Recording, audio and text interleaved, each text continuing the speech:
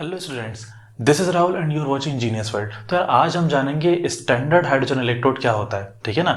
हम समझेंगे इसका कंस्ट्रक्शन, इसकी वर्किंग, इसका यूजेस, हम कहाँ कहाँ से यूज़ कर सकते हैं, क्या यूज़ होता है और बनाया किस लिए था। तो चलिए बिना टाइम को वेस्ट किए आज का वीडियो स्टार्ट करते हैं।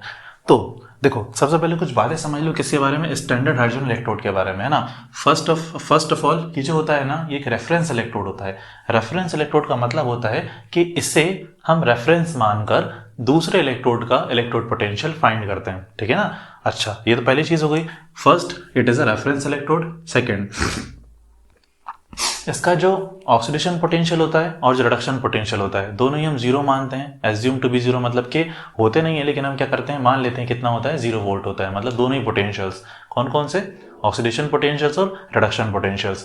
अगर आपको नहीं पता है कि ऑक्सीडेशन पोटेंशियल और रिडक्शन पोटेंशियल क्या होता है, तो यहाँ पर जो आई बटन आ रही है ना, वो आपको रास्ता दिखा सकती है। यहाँ से चेक करो, पता चल जाएगा कि ऑक्सीडेशन पोटेंशियल और रिडक्शन पोटेंशियल क्या होता है। चलिए आगे समझते हैं। तो दो मेन इंपॉर्टेंट बातें मैंने आपको बता दी है। कौन कौन सी? फर्स्ट, ये रेफरेंस इलेक्ट्रोड होता है, ऐसे हम रेफरेंस मानकर दूसरे इलेक्ट्रोड का इलेक्ट्रोड पोटेंशियल फाइंड कर सकते हैं, स्टैंडर्ड इलेक्ट्रोड पोटेंशियल उसका फाइंड कर सकते हैं।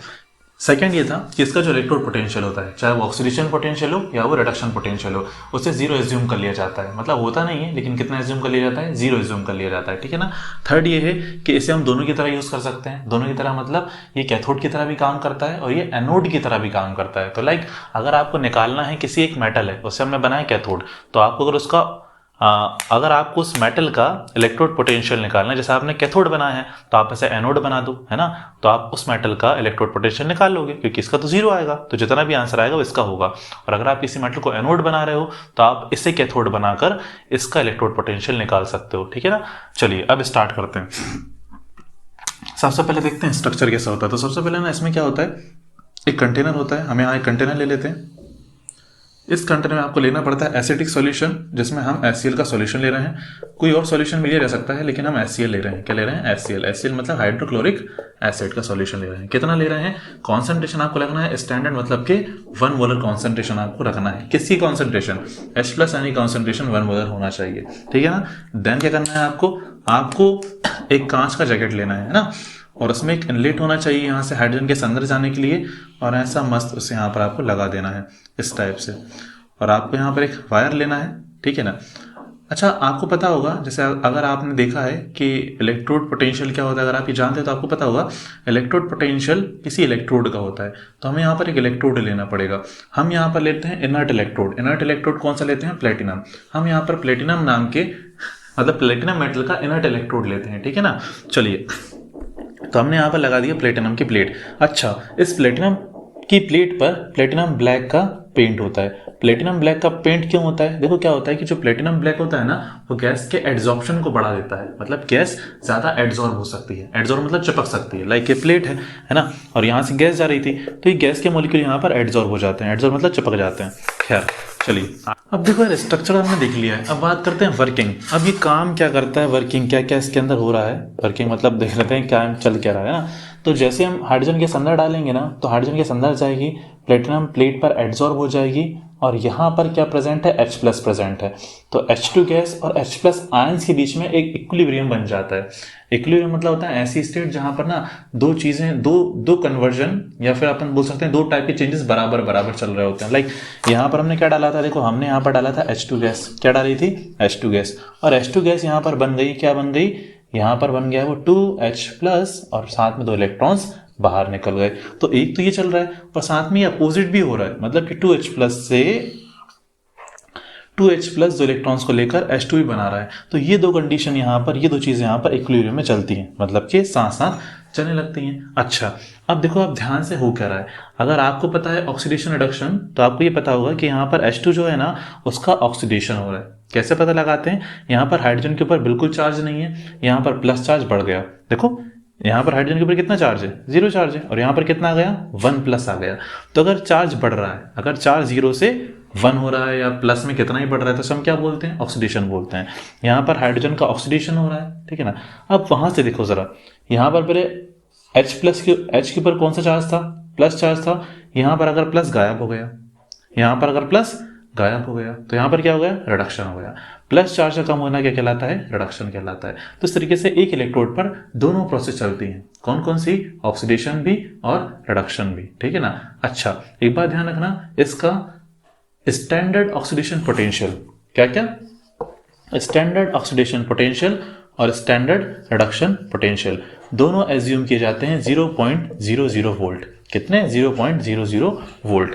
ये आपको ध्यान रखना है कि भैया इसका स्टैंडर्ड ऑक्सीडेशन पोटेंशियल या फिर इसका रिडक्शन पोटेंशियल दोनों ही कितने एज्यूम किए जाते हैं, 0 वोल्ट। एज्यूम किए जाते हैं, होते नहीं है, लेकिन एज्यूम कर लेते हैं और इसी को हम रेफरेंस मानकर दूसरे इलेक्ट्रोड का इलेक्ट्रोड पोटेंशियल फाइंड करते हैं। अब देखिए, अगर इसमें दो रिएक्शन हो रही है, मतलब इसमें ऑक्सीडेशन भी हो रहा है और रिडक्शन भी हो रहा है, तो ये दो टाइप से काम कर सकता है। जब ये एनोड की तरह काम करता है, ध्यान से देखिएगा, जब ये एनोड की तरह काम करता है या फिर इस पर जब ऑक्सीडेशन होता है। हम सभी जानते हैं एनोड पर क्या होता है, ऑक्सीडेशन होता है। अगर आपने नहीं पढ़ा है तो आपको पहले डेनियल सेल पढ़ लेना चाहिए, है ना। एनोड पर क्या होता है, ऑक्सीडेशन होता है। तो जब ये एनोड या फिर ऑक्सीडेशन हाफ सेल की तरह काम करता है, हाँ, जब ये एनोड की तरह काम करता है फिर इस पर ऑक्सीडेशन होता है, तब क्या हो सकता है, ध्यान से देखिए, तब होगा ये क्या होगा, ऑक्सीडेशन होगा। कौन सी वाली प्रोसेस में ऑक्सीडेशन हो रहा है, ये वाली में। यहाँ पर जो H2 है ना, वहां से क्या बन रहा है, यहाँ से बन रहा है भाई साहब 2H+ और 2 इलेक्ट्रॉन्स बाहर निकल रहे हैं। तो ये होता है जब ये एनोड की तरह काम करता है, कौन, हमारा स्टैंडर्ड हाइड्रोजन इलेक्ट्रोड या फिर शी, है ना। अच्छा, अब बात करते हैं इसका रिप्रेजेंटेशन कैसे करेंगे। रिप्रेजेंटेशन करना बहुत इजी है। क्या हो रहा है, हमारे पास H2 गैस है, बिल्कुल है भाई, H2 गैस हमारे पास प्रेजेंट है। कहाँ पर प्रेजेंट है, ये प्लेटिनम इलेक्ट्रोड पर प्रेजेंट है, ठीक है ना। प्रेशर कितना है, प्रेशर है 1 एटमॉस्फेरिक प्रेशर, ठीक है। अब एक बार लगाइए, क्या हो रहा है बताइए, ये H2 बन रहा है H+, तो हम यहाँ क्या लिख देंगे, 2H+ बन रहा है। बताइए कॉन्सेंट्रेशन कितनी थी H+ की, H+ की कॉन्सेंट्रेशन 1 मोलर है, तो हमने क्या लिख दिया यहाँ पर C मतलब कॉन्सेंट्रेशन कितनी है, 1 मोल कॉन्सेंट्रेशन है। तो ऐसे आप ऐसे क्या कर सकते हो, ऐसे आप इसका रिप्रेजेंटेशन कर सकते हो। अच्छा, एक चीज और, आप यहाँ पर चाहो ना तो यहाँ से 2 हटा के यहाँ पर 1/2 लगा सकते हो, बैलेंस हो जाएगी। मतलब यहाँ पर H+ है और यहाँ पर क्या था, H2 हमने लिया था ना, तो 2 से 2 कैंसिल हो जाएगा और क्या बचेगा, H बचेगा, ठीक है। चलिए अब बात करते हैं, जब ये रिडक्शन की तरह, जब ये कैथोड की तरह काम करेगा, किसी की तरह, कैथोड की तरह काम करेगा, तो क्या होगा, कैथोड रिडक्शन। तो जब ये कैथोड या फिर रिडक्शन हाफ सेल की तरह काम करता है तो उसमें क्या होता है, ध्यान से देखिए। इस बार हमें रिडक्शन करवाना है, रिडक्शन मतलब प्लस चार्ज कम होना, तो हमें यहाँ से लिखना पड़ेगा, जब 2H+ है ना, 2 इलेक्ट्रॉन्स ले लेते हैं तो क्या बन जाता है, तो बन जाता है H2 गैस बन जाती है। यहाँ पर क्या हो गया, यहाँ पर रिडक्शन हो गया। रिडक्शन कहाँ होता है, कैथोड पर होता है। तो ये दोनों की तरह काम कर पा रहा है, आपने अभी देखा, ये एनोड की तरह भी काम कर रहा है, कैथोड की तरह भी काम कर रहा है। तो इसे हम कहीं भी यूज कर सकते हैं। लाइक अगर हमें मान के चलो कॉपर का इलेक्ट्रोड पोटेंशियल निकालना है ना, या फिर जिंक का इलेक्ट्रोड पोटेंशियल निकालना है, या फिर किसी भी मेटल का हमें इलेक्ट्रोड पोटेंशियल निकालना है, तो उसके साथ हम इसे रेफरेंस इलेक्ट्रोड बनाकर लगा देते हैं और इनका स्टैंडर्ड इलेक्ट्रोड पोटेंशियल मेजर कर लेते हैं। ये आपको और अच्छे समझ में जाएगा, हम इसकी सेपरेट वीडियो बना देंगे, वहां आप अच्छे से देख लेना, ठीक है ना। चलिए, तो यहाँ पर क्या हुआ भैया, यहाँ पर 2H+ ने इलेक्ट्रॉन्स ले लिए, इलेक्ट्रॉन गेन कर लिए, इलेक्ट्रॉन्स की गेनिंग कहलाती है रिडक्शन। तो यहाँ पर इसका रिडक्शन हो गया और क्या बन गया, H2 बन गया। अब बात करते हैं इसका रिप्रेजेंटेशन कैसे करना है। रिप्रेजेंटेशन देख लेते हैं, आइए जरा।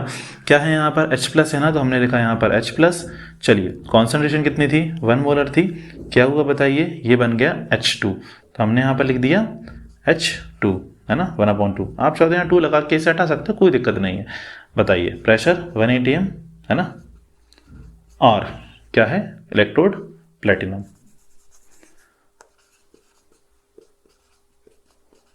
तो ऐसे आप स्टैंडर्ड हाइड्रोजन इलेक्ट्रोड का यूज करके, है ना, किसी भी इलेक्ट्रोड का स्टैंडर्ड रिडक्शन पोटेंशियल फाइंड कर सकते हैं, है ना। ऐसे हमें रेफरेंस इलेक्ट्रोड मानना है, अगर सामने वाला कैथोड बन रहा है तो हमें इसे एनोड बनाना है, अगर सामने वाला इलेक्ट्रोड एनोड बनता है तो हमें इसे कैथोड बनाना है, और ऐसे हम किसी भी इलेक्ट्रोड का स्टैंडर्ड रिडक्शन पोटेंशियल इसकी मदद से फाइंड कर सकते हैं।